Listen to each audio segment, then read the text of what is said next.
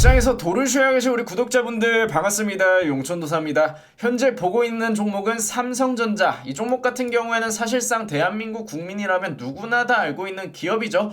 그리고 그런 삼성전자가 오늘 연내 최대 상승률을 보이면서 또 연내 외국인과 기관의 최대 수준의 순매수가 동반이 되었는데, 어떤 이슈로 삼성전자가 이렇게 턴어라운드에 가까운 움직임을 나타내고 있는지, 그리고 주 초반에 보여준 이 모습이 주 후반까지 연결이 될 수 있는지 이번 영상을 통해서 바로 GTC 2025 그리고 엔비디아와 관련된 이슈 총정리 깔끔하게 해드리겠습니다. 우선 보시는 것처럼 엔비디아 같은 경우에도 최근 가파른 조정을 받다가 한 차례 저점을 형성한 이후 반등에 성공하면서 현재 프리마켓에서도 강세를 나타내고 있는 모습을 확인할 수가 있습니다.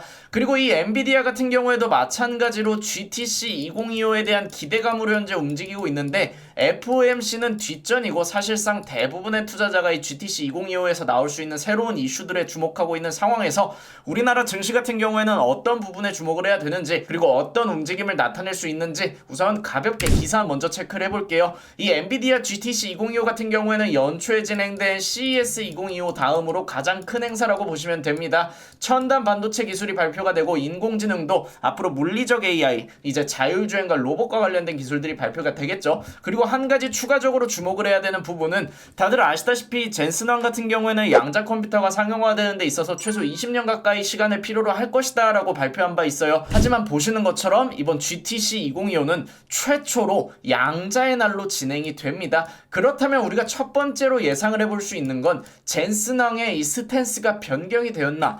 이 양자 컴퓨터 상용화를 20년 예고했는데 젠슨왕이 이번에 차세대 AI 신형 GPU 발표와 동시에 양자의 날을 지정하면서 양자 컴퓨터 기술과 관련된 심도 있는 논의가 진행이 된다고 합니다. 그래서 이 차세대 GPU 시리즈 루빈 개발 현황과 더불어서 인공지능과 관련된 수요 전망을 이번 기조 연설에서 언급을 할 거고, AI 수요 전망을 언급하는 과정에서 두 번째 관전 포인트는 첨단 AI, 물리적 AI죠.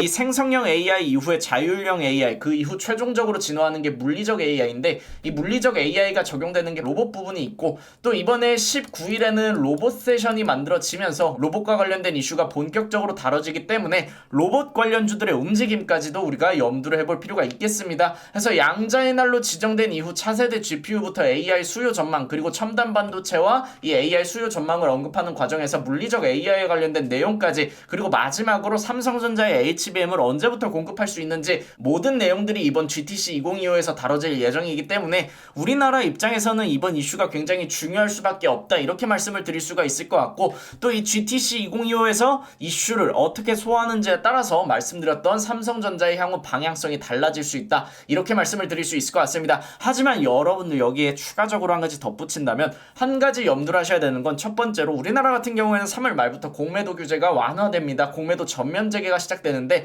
여기서 이제 한 가지 안심할 수 있는 건, 사실 반도체 같은 경우에는 공매도 주 타겟이었어요. 시가총액도 높고, 이전에는 제한적 공매도가 진행이 되었기 때문에 코스닥 150에 상장된 종목, 그리고 코스피 200에 상장된 종목 대부분이 반도체였기 때문에. 하지만 이번에 전면 재개로 진행이 되면서 또 반도체 같은 경우에는 굉장히 장기간 조정을 받아왔기 때문에 사실 공매도 위험에서는 회피할 수 있을 것으로 보이지만, 두 번째로 중요한 거는 4월부터 상호관세가 적용이 된다는 겁니다. 이 상호관세 같은 경우에는 우리나라에서는 반도체가 피해가기 어려운 상황이라고 볼 수가 있고요. 그렇다면 상호관세 세율이 어떻게 되는지에 따라서 우리나라에서 이 관세와 관련된 리스크를 방지하기 위해서 우리나라 정부에서 반도체와 관련된 세제 혜택을 좀 밀어주고 있는 상황이죠. 그래서 이게 상충작용을 이뤄내면서 관세가 큰 영향을 가져오지는 않는지, 혹은 관세가 발표된 이후에 반도체에 조정이 나올 수 있는지 우리가 섣불리 예상할 수 없는 단계이기 때문에 여러분들이 적어도 3월 마지막까지는 반도체를 단기적 측면에서 공략을 하실 수 있다, 이렇게 최종적으로 정리해드릴 수 있을 것 같습니다. 그래서 우리가 관심있게 봐야 할 섹터를 정리를 해드리면, 우선 이 GTC 2025에서는 첫 번째로는 여러분들이 로봇에 주목할 필요가 있습니다. 로봇 같은 경우에는 장기적 미래 성장성이 가장 우수한 테마 중 하나고요.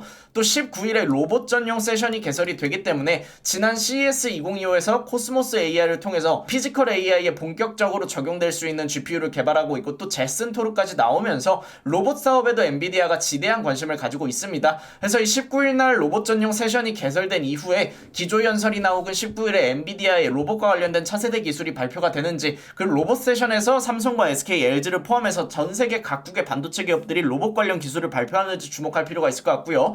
두 번째로는 자율주행입니다. 마찬가지로 물리적 AI와 관련된 AI 혁신 기술이 논의될 때 자율주행 빼놓지 않고 나올 겁니다. 그리고 자율주행은 이젠 차량 자율주행 그리고 로봇과 관련된 자율주행까지 나눠질 수 있기 때문에 사실상 이 또한 단기적으로는 이슈몰이가 가능하고 충분히 투자처를 제공할 수 있는 모멘텀이다 보시면 되겠고, 세 번째로도 중요한 이슈죠. 양자의 날로 지정된 이후에 이 기술 발전에 대한 견해, 특히 양자 기술 발전을 떠나서 젠슨 황 같은 경우에는 기본적으로 연초에는 양자 컴퓨터 상용화를 20년 바라보고 있었습니다. 하지만 이번에 양자의 날로 지정을 했다는 건 어느 정도 심경 변화가 있었다는 것이기 때문에 젠슨 황이 바로 양자 컴퓨터와 관련된 전망에 대해서 스탠스를 좀 바꿔서 단기적으로 상용화 가능성을 언급하는지 우리가 지켜볼 필요가 있겠고요. 마지막으로는 유리기판입니다. 이번 GTC 2025에서 유리기판 관련 계획도 언급이 될 가능성이 굉장히 높아요. 이번 CES 2025에서도 유리기판이 간접적으로 언급이 됐었고, SK의 최태현 회장은 젠슨 황과의 대화를 통해서 유리기판을 팔고 왔다고도 언급을 한 적이 있습니다. 그리고 아직까지 공식적으로 엔비디아가 이제 SK를 통해서 유리기판을 수주를 받는지에 대해서는 공개가 안 되었고요. 이번에 공식적으로 유리기판과 관련된 언급이 나오는지 주목할 필요가 있겠습니다. 그래서 각각 관련주 하나씩 정리를 해드리면,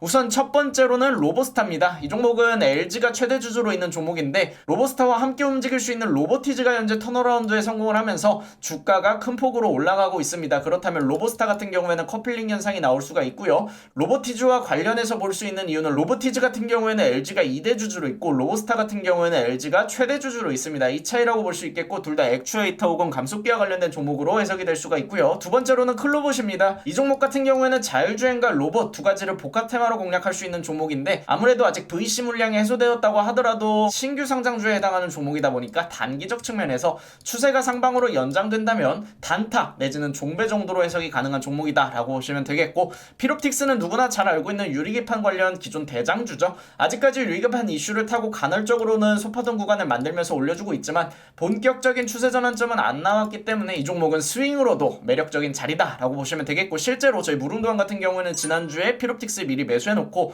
오늘까지 약 2차례가량 분할 익절에 들어갔습니다. 그리고 마지막으로 볼 수 있는 종목은 ICTK인데, 최근에 양자 컴퓨터 관련 대장주로 부각이 되고 있는 종목이죠. 실제로 ICTK가 양자와 관련된 단독 이슈를 가지고 있고요.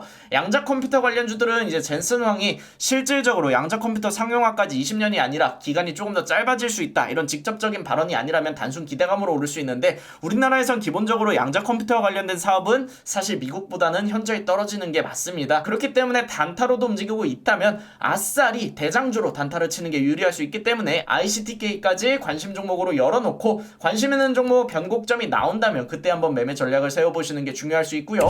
매매 전략을 세우는 게 어려우신 분들, 라이브 방송에서도 제가 충분히 인사이트 알려드리고 있습니다. 라이브 방송을 통해서 인사이트와 더불어서 매매할 수 있는 종목들 모두 알려드릴 거고, 내일부터는 조금 더 파이팅 넘치게 라이브 방송에서 수익 만들어 드릴 거니까 함께 하실 분들은 구독, 알람 설정 부탁드리겠습니다. 그럼 오늘 여기서 마무리하고요. 여러분들 또 내일 같은 시간에 만날게요.